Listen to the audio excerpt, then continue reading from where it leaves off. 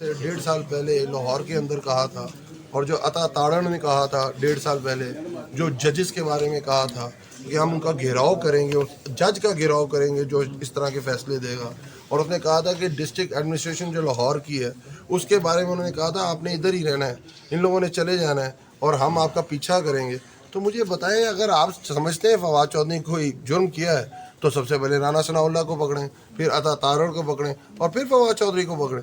آج ادھر کوئی نظام تو ہے نہیں ہے. اور پاکستان میں جس طرح یہ نظام چلا رہے ہیں، اگر اسی طرح چلتا رہا تو آپ مجھے بتائیں کہ پاکستانی مقبول ترین جماعت تحریک انصاف کے مقبول ترین لیڈر فواد چودھری کے ساتھ یہ ہو رہا تھا، ایک عام آدمی کے ساتھ کیا ہو رہا ہے پاکستان کے اندر. شکریہ. احمد بھائی سے ملیں. احمد بھائی آفیشیل ٹھیک ہے. خان صاحب کی گرفتاری جو سچویشن ہے وہ سارا بتائیے. ٹھیک ہے. لاہور دیکھیں، اس وقت پورے ملک کا جو سیاسی درجہ حرارت ہے وہ بہت زیادہ بڑھ چکا ہے، اور اس کی وجہ یہ ہے کہ معاشی طور پہ اور سیاسی طور پہ یہ جو پی ڈی ایم کی رجیم ہم پہ مسلط کی گئی ہے، انہوں نے ملک کے اندر اتنی گھٹن پیدا کر دی ہے اور اتنی تباہی پیدا کر دی ہے کہ آج ملک ایک بالکل ایج کے اوپر کھڑا ہے. اور میں سمجھتا ہوں کہ کسی بھی قسم کا چھوٹا سا مس ایڈونچر اکنامکلی یا پولیٹیکلی، یعنی معاشی یا سیاسی طور کے اوپر، ملک کو بڑا گہرا نقصان پہنچا سکتا ہے.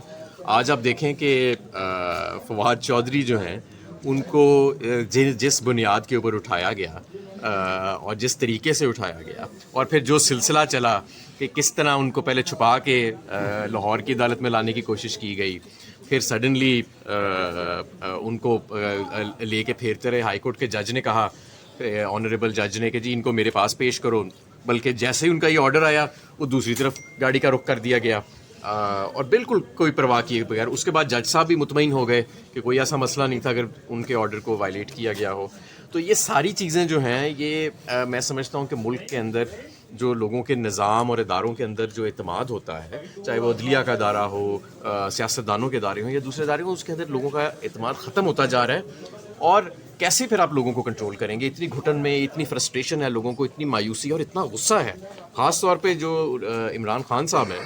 اب آپ دیکھیں کہ ان کو گرفتاری کے جو ارادے یہ بنا رہے تھے اور بنا رہے ہوں گے شاید ابھی. عمران خان صاحب ملک کے مقبول ترین لیڈر ہیں. چوروں ڈاکوؤں کو آپ نے منصب پہ بٹھا دیا، مسلط کر دیا، انہوں نے ملک تباہ کر دیا. اور جو صاف ستھرے لوگ ہیں، جو ملک کے لیے اپنی جان جوکھوں میں ڈال کے ملک کے لیے ایک جہاد کر رہے ہیں، ان لوگوں کو ہتھکڑیاں لگائی جا رہی ہیں. تو یہ نظام زیادہ دیر نہیں چل سکتا. وہ ایک حضرت علی کا قول ہے نا کہ کفر کا نظام تو تھوڑی دیر چل سکتا ہے لیکن ظلم کا نظام نہیں چل سکتا. تو آپ ان شاء اللہ تعالیٰ دیکھیں گے کہ یہ نظام نہیں چلے گا. نہیں، دوسری طرف یہ دیکھیں نا کہ ہو کیا رہا ہے. ایک ہی پاکستان ہے، دو فیصلے ہیں.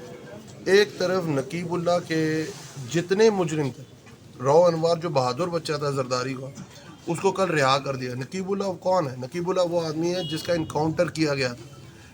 ایک لڑکا کراچی کے اندر فیک انکاؤنٹر کر کے اس کا مارا گیا، اور اس کے بعد کل عدالت نے اس رو انوار اور 25 ملزمان جو پولیس والے تھے ان کو رہا کر دیا.